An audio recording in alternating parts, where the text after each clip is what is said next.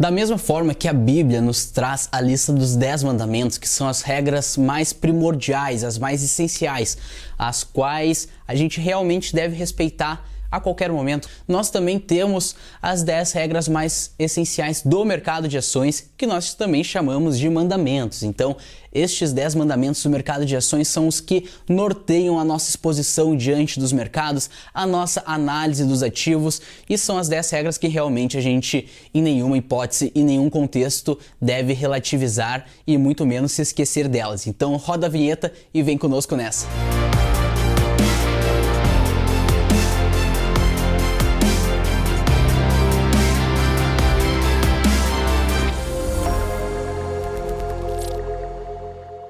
Mandamento número 1. Os grandes players mais bem informados ditam o rumo dos mercados. O mercado de ações, ele antecipa, ele desconta eventos futuros, e embora o mecanismo não seja perfeito, esse fenômeno é protagonizado pelos grandes investidores, que a gente chama também de big players. Isso ocorre porque eles têm uma vasta gama de informações que muitas vezes só vão chegar para o grande público semanas, às vezes meses depois. E como eles têm muita bala na agulha, ou seja, tem muito capital, porque muitas vezes eles são gestores que têm sob sua gestão centenas de milhões, às vezes bilhões de reais sob gestão. Então, quando eles têm muita convicção num cenário, eles podem sim entrar com grande força na compra ou grande força na venda e realmente mover o preço dos ativos. E como eles sempre estão um passo à frente dos demais, são eles e o quão grande é a sua convicção que faz uma tendência no mercado ser de alta ou ser de baixa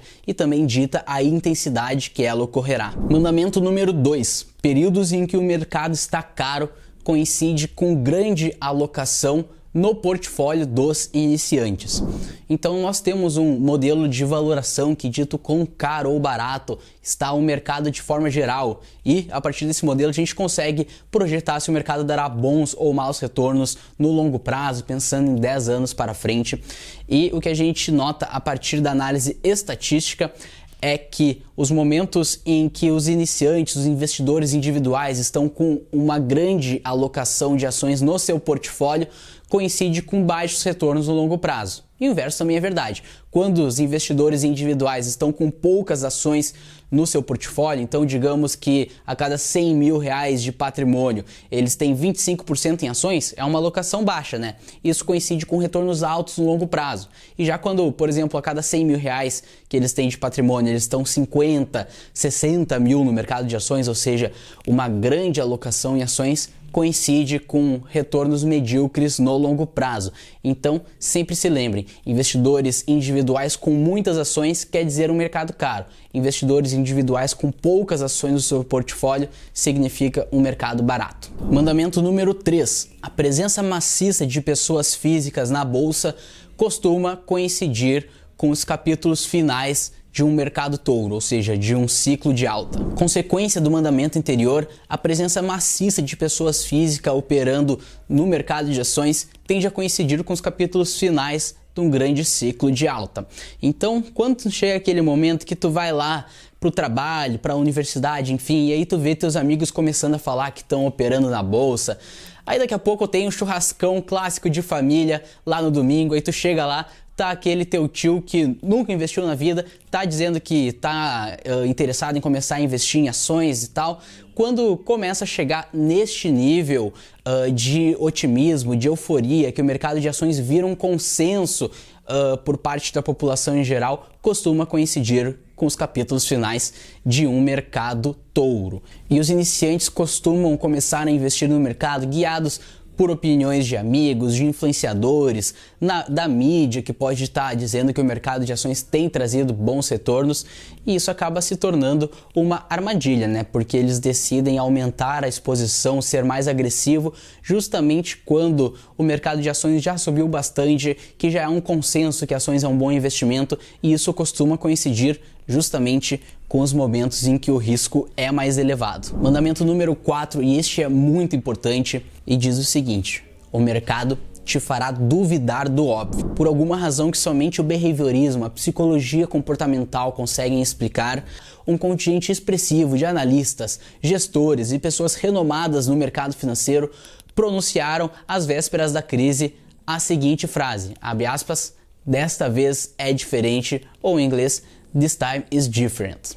Isso acontece porque provavelmente eles estavam enfeitiçados pela evolução no preço dos mercados de ações, estavam empolgados e contagiados pela euforia que tomava conta do mercado e tentavam achar justificativas que diziam que dessa vez o ciclo de alta não ia acabar, que dessa vez seria diferente. Então sempre tem uma nova narrativa que enfeitiça a cabeça dos investidores quando o ciclo de alta está ocorrendo há bastante tempo, evoluções nos preços estão ocorrendo e as pessoas realmente acham que dessa vez o mercado vai tomar um caminho diferente. E esse filme já se repetiu várias vezes e cada vez com uma narrativa diferente. A gente pode citar, por exemplo, lá nos anos 2000, no estouro da bolha.com. Às vésperas do estouro, estava todo mundo falando que as métricas tradicionais de valuation, ou seja, de precificação do preço das empresas, eram defasadas, estavam ultrapassadas, porque a gente agora estava diante de uma nova realidade, que era a nova economia, né? Que era, no caso, a internet. Então, só da empresa se dizer de tecnologia, se dizer que era da internet, ela já passava a valer muito mais do que valia anteriormente. Enfim, era uma chuva de narrativas que tentava justificar preços injustificáveis. O que aconteceu depois? Nos próximos anos, ali de 2000 a 2003, a Nasdaq, que é o principal índice de ações de tecnologia lá da bolsa norte-americana, chegou a cair mais de 80% desde o seu topo até o seu fundo. Mandamento número 5. O mercado sempre trilhará o caminho que causa o maior estrago à maioria dos investidores. A cada momento, o mercado apresenta para os investidores novos desafios, uma nova realidade que dificilmente é comparável a algum momento anterior. E os investidores têm o clássico viés da ancoragem, né? Que é você comparar, olhar, não, tá acontecendo tal coisa agora, então mais ou menos aconteceu tal coisa parecida assim no passado, então o mercado vai agir dessa forma. Ou seja, você fica se ancorando no passado para tentar projetar o futuro. E a ancoragem do passado é totalmente limitada. Existe uma famosa frase conhecida mundialmente que diz que a história se repete. Aí dentro dos mercados existe o jargão que a história não se repete, mas rima. E nós ainda costumamos dizer que muitas vezes a história nem chega a rimar e os detalhes é que fazem a diferença.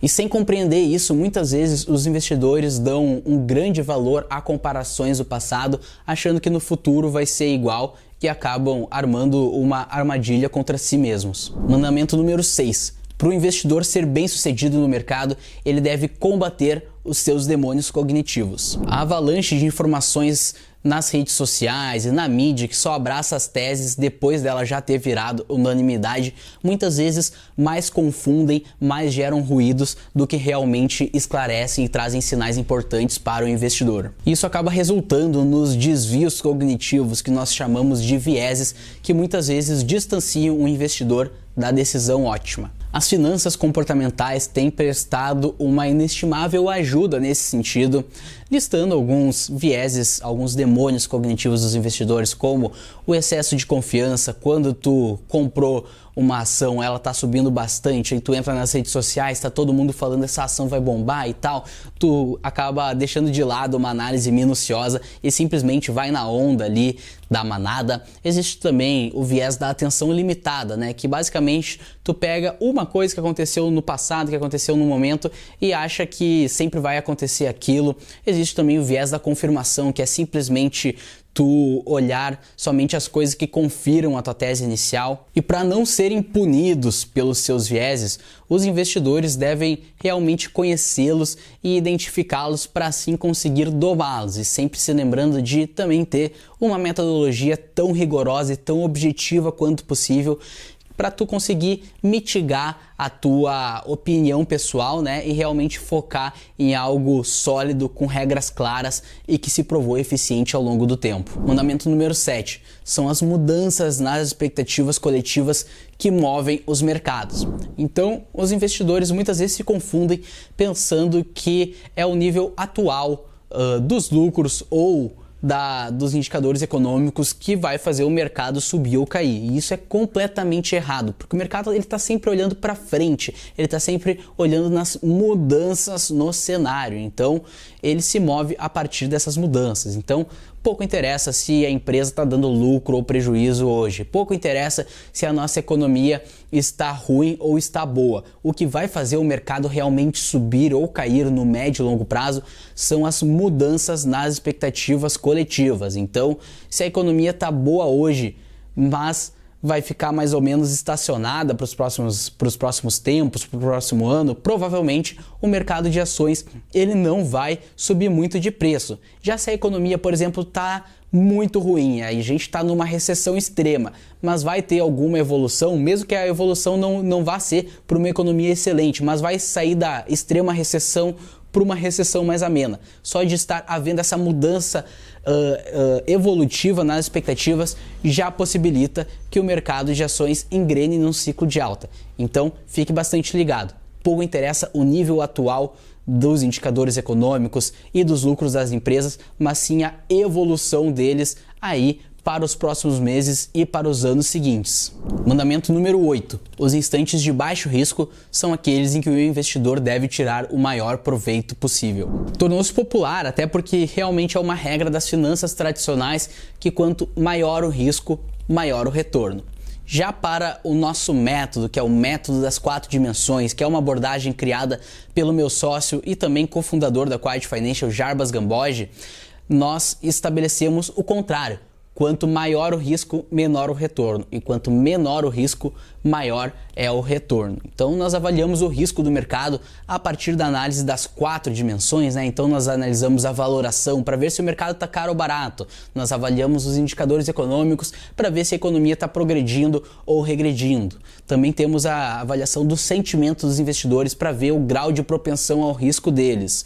E por fim, a ação dos preços ou price action, que dita os rumos do mercado mais no curto prazo e identifica a convicção na compra ou na venda por parte dos big players. Então, analisando as 4 dimensões, a gente consegue extrair os sinais do mercado e mensurar o risco. E para o nosso método, quão menor é o risco, maior tende a ser o potencial de retorno. E como diz George Soros, quando você vê uma oportunidade muito clara, este é o momento de você pular na jugular no mercado e mudar de patamar. Então, quando o risco de exposição, segundo o método das 4 dimensões, for muito baixo, o investidor não deve ficar com 20% do seu patrimônio em bolsa, com 50% do seu patrimônio em bolsa. É justamente o momento de fazer a diferença e de raspar tudo que a gente conseguir e tirar o maior proveito possível dessa etapa do mercado que tende a gerar bons ganhos com um risco extremamente baixo. Mandamento número 9. Timing perfeito é inatingível, qualquer que seja o método empregado.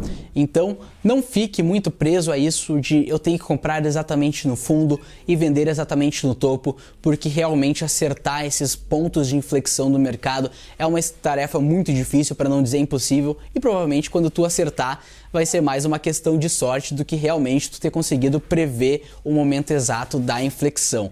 Então o investidor deve se concentrar em identificar as regiões de compra, as regiões de entrar de forma agressiva e as regiões quando o risco fica mais elevado, que é os momentos da gente ir diminuindo nossa exposição no mercado, trazendo para um porto seguro, no caso a renda fixa ou algum ativo conservador, e assim e aos poucos reduzindo a sua exposição ou eventualmente até zerar. Mas o foco é realmente extrair os sinais do risco para ver quando o risco está baixo e quando o risco está elevado e não ficar tentando prever onde é que é o fundo e onde é que é o topo. E por fim chegamos ao mandamento número 10. Ele diz que o risco deve ser avaliado em espaço multidimensional e cada dimensão tem o seu alcance no tempo. As finanças tradicionais costumam dizer que risco é simplesmente a variância, ou seja, a volatilidade do ativo, né? Se ele sobe e cai muito, ele é um ativo arriscado. E se é um ativo com uma volatilidade mais ou menos paradinha, digamos assim, que não sobe nem cai muito, não tem muita variância, então o risco é baixo. Nós analisamos o risco do mercado a partir de um espaço quadridimensional, como eu falei ali, nós temos análise das 4 dimensões e cada dimensão tem um alcance no tempo. Por exemplo, a valoração, que é o quão caro ou barato está o mercado, impacta os retornos de longo prazo. Já o price action, por exemplo, que é a ação dos preços, ele tem um impacto mais no curto prazo. Enquanto isso, os indicadores econômicos, eles têm um impacto no médio prazo. Assim, a gente avalia sob vários ângulos, várias dimensões, e cada uma alcançando um espaço diferente no tempo, e dessa forma nós temos uma extração do risco, ou seja, a gente consegue mensurar o risco do mercado de uma forma muito mais precisa do que simplesmente como as finanças tradicionais fazem, que é avaliando a variância dos ativos. Então este foi o vídeo dos 10 mandamentos mais primordiais do mercado de ações que devem guiar a tomada de decisão do investidor. Se você gostou do vídeo, deixa aquele joinha, se inscreve no canal e ativa as notificações para o algoritmo do YouTube entender que o nosso conteúdo é relevante e assim conseguir alcançar mais pessoas. Feito, investidor! Muito obrigado pela sua presença e até mais!